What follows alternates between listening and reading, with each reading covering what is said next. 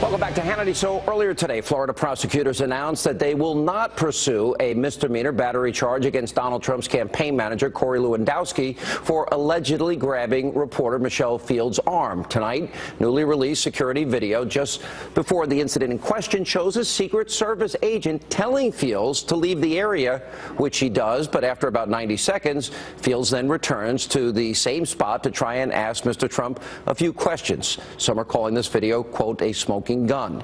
Fox did reach out to Michelle Fields for a comment. She declined to give a statement. And earlier tonight, I stopped by the New York State Republican Gala and interviewed Donald Trump's campaign manager. His first interview, Corey Lewandowski. Here's the interview.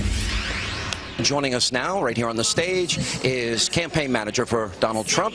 Corey Lewandowski is with us. Corey, good to see you. How are you? Hey, thanks for having me, Sean. It's great to be here. Big relief for you today. Prosecutors in Jupiter decided they're not moving forward with any charges as it related to the Michelle Fields incident. I wanted to give you a chance to respond and give your take. Well, first, let me say how much I am thankful for Mr. Trump and his loyalty in this very, very difficult time. You know, many other candidates, all of the other candidates in the race asked for me to be fired and said I should have my chance for my day in court, and what we saw today was that they looked at the evidence and decided there was no way that they could prosecute this case and move forward. So first and foremost, I want to thank Mr. Trump. Secondly, I want to thank my family and my colleagues who stood by me in this very difficult time. This is a huge distraction for the campaign, and it should never have been.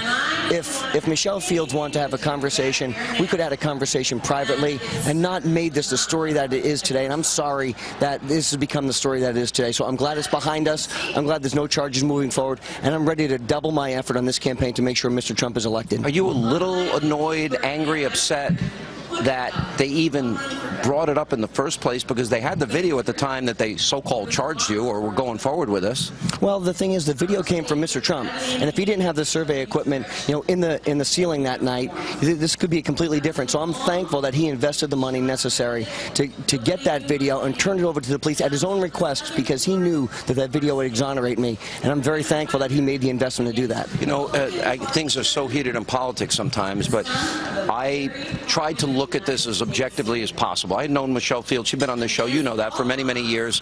And I go back to her original statement. Someone grabbed me tightly by the arm, yanked me down. I almost fell to the ground, jolted backwards. That's just not on the tape. I looked again and again and again, and I couldn't understand that it got the amount of media attention that it actually got. When you looked at the tape, did you have a sense of relief? Well, I did, and that's why Mr. Trump released that tape, because we saw that what she was saying was not factually accurate to what the tape was showing. So it's important that that was there. And I think what we saw was, you know, you have an individual who remembers an incident very differently than the way I remember it. I don't remember it at all, candidly, and my entire interaction with her was on that videotape. I've never met her before. I'd never spoken to her afterwards. So my sum total of that relationship with her was about 3 seconds long. And I know that sounds like a long time, but in a 3-second incident that I don't recall because it wasn't very memorable, this has really taken over a big piece of my life, and I'm glad it's behind us. I noticed the press at the time, and I've been in those situations a lot, either as the person that is speaking or being around people in a little gaggle like that, scrum. But what's interesting to me is you're saying you never met her before, you'd never talked to her before, and they tried to make a big deal over the fact that, well, maybe he didn't yank her to the ground, but he said he didn't touch her. And the tape shows that he might have touched her. And I looked at that point, I said, is that where we've gotten to in this campaign? Well, it's not just the campaign, it's this notion of politically correctness. Everything is politically correct nowadays. You know, and I think what people have to remember when they take a look back is, what are we doing now? Everything is so politically correct. You know, when I walked by Michelle Fields that night, I said, excuse me, thank you, because I was trying to walk between her and Mr. Trump. And that's what polite people do, say excuse me and thank you. And I didn't remember anything more than that. And I didn't even know anything about it until I looked at her Twitter feed hours later when I was being accused of being a thug.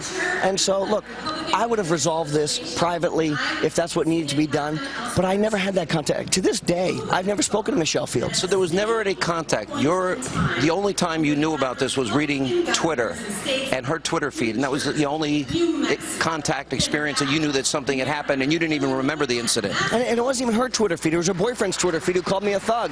Yeah. Said, you know, hey, this is what Donald Trump surrounds himself with, thugs. I didn't even know what they were talking about. You know, after that, you know, occurred, I was at the club there for hours, and there was many media there. And at no time did anyone come up to me and say, hey, this incident just occurred. It wasn't until days later where something happened, so I'm glad it's done. Some have speculated there might be some type of defamation lawsuit after. Your thoughts on that? Look, I don't know. People can do whatever they want to do. I think that that I'm happy that the criminal case is over. I'm glad that the prosecutors in Palm Beach County looked at this and said there wasn't enough evidence to move forward and get a prosecution, so I'm very pleased with that, and I'm glad to put the whole thing behind it for not just the campaign, but also my family.